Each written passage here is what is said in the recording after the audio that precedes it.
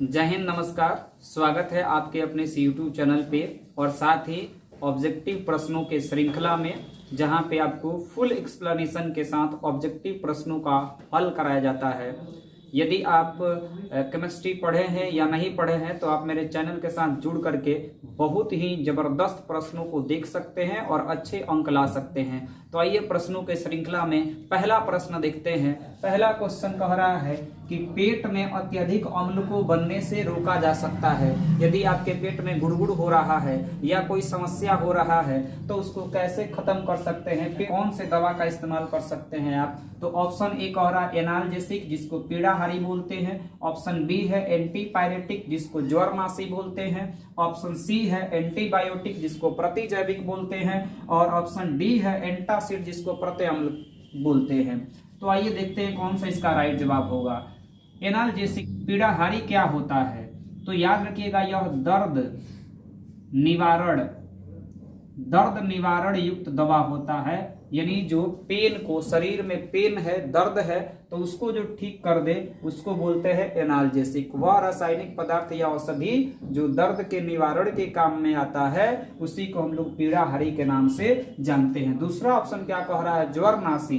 Antipyretic क्या होता है, तो यह ताप नियंत्रक दवा होता है।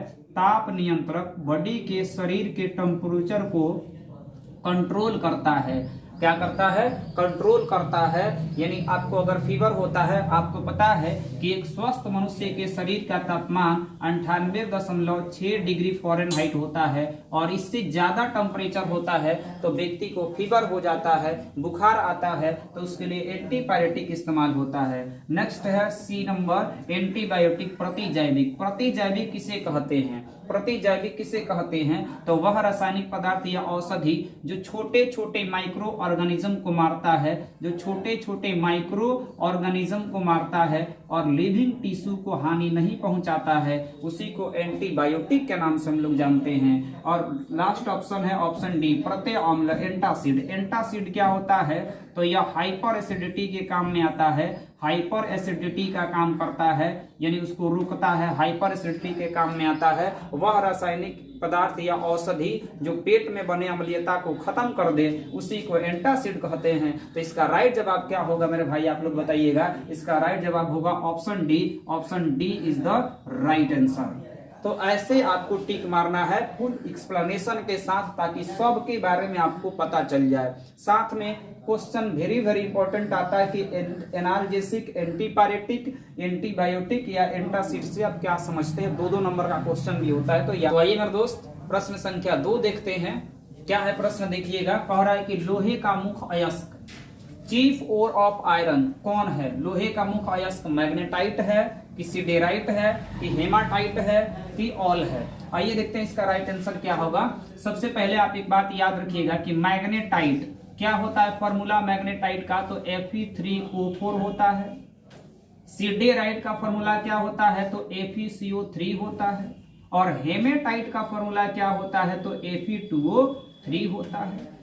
देखिएगा ध्यान से, हेमेटाइट जो होता है लोहा का प्रमुख अयस्क होता है। ये तीनों लोहे का ही अयस्क है, लेकिन सबसे प्रमुख अयस्क जो होता है वह Fe2O3 होता है। यानी सबसे ज्यादा महत्वपूर्ण जो होता है अयस्क लोहा का कौन होता है, वो हेमेटाइट होता है। यानी इसका राइट जवाब कौन होगा, ऑप्शन सी।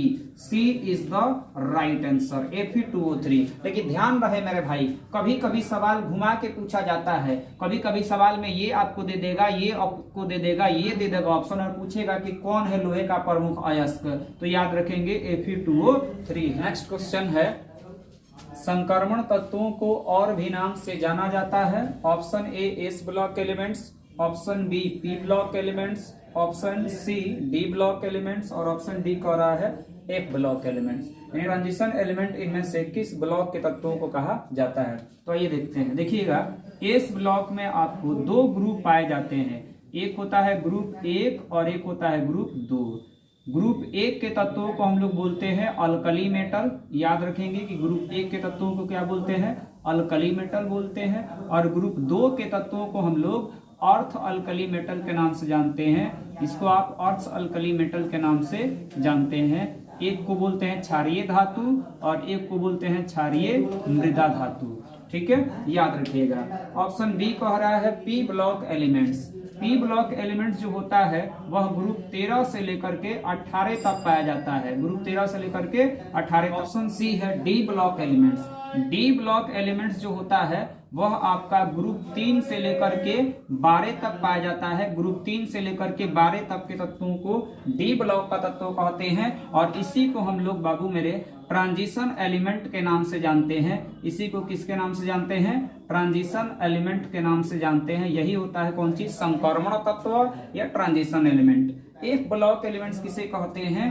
तो एफ ब्लॉक एलिमेंट जो होता है यह ग्रुप 3 का सदस्य होता है, और इसको हम लोग inner transition element, inner transition element के नाम से हम लोग जानते हैं। इनर ट्रांजिशन एलिमेंट के नाम से हम लोग जानते हैं। अंतः संक्रमण तत्व इसे कहते हैं। तो क्वेश्चन में हमारा पूछा है कि ट्रांजिशन एलिमेंट तो किसको बोलते हैं बाबू? ग्रुप 3 से लेकर के 12 तक के तत्वों को ट्रांजिशन एलिमेंट, यानी ऑप्शन सी डी ब्लॉक के तत्वों को ही ट्रांजिशन एलिमेंट कहा जाता है। यह आपका राइट आंसर है, option C. Question number next है, देखिएगा, कह रहा है फिनॉल का सूत्र है। The formula of phenol is, पहला है C6H5OH, ऑप्शन बी है C2H5OH, ऑप्शन सी है C3H7OH, और ऑप्शन डी है C6H6। देखते हैं कौन सा इसका राइट जवाब होगा। ध्यान दीजिएगा, यह जो है C6H6 जो है यह बेंजीन का सूत्र है, और यह भी कई बार परीक्षा में पूछा जाता है कि निम्न में बेंजीन का सूत्र कौन है? तो C6H6। C3H7OH को हम लोग प्रोपाइल एल्कोहल बोलते हैं। क्या बोलते हैं इसको मेरे भाई? प्रोपाइल एल्कोहल या प्रोपेनल बोलते हैं। ये हमारा जो है इथाइल एल्कोहल है, इथाइल एल्कोहल है, या इसी को आप इथेनॉल के नाम से जानते हैं। और यह जो है आपका क्या है मेरे भाई? यही आपका क्या है? फिनॉल है। ये क्या है? फिनॉल है।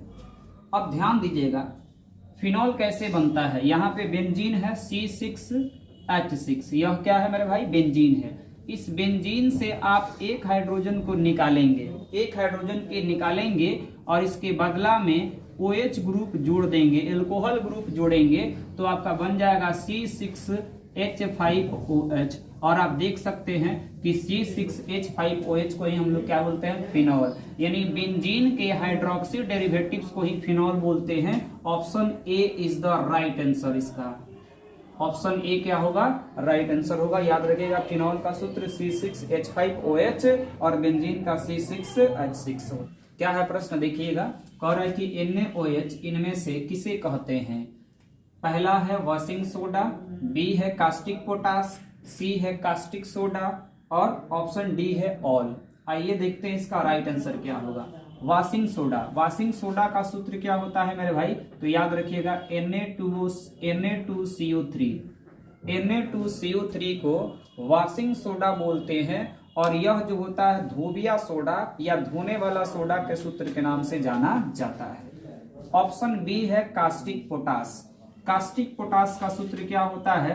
तो KOH, पोटेशियम हाइड्रोक्साइड को कास्टिक पोटास के नाम से जानते हैं। और कास्टिक सोडा क्या होता है? तो कास्टिक सोडा का सूत्र होता है NaOH, यानी सोडियम हाइड्रोक्साइड को हम लोग किसके नाम से जानते हैं? कास्टिक सोडा के नाम से। और ऑप्शन डी कह रहा है ऑल।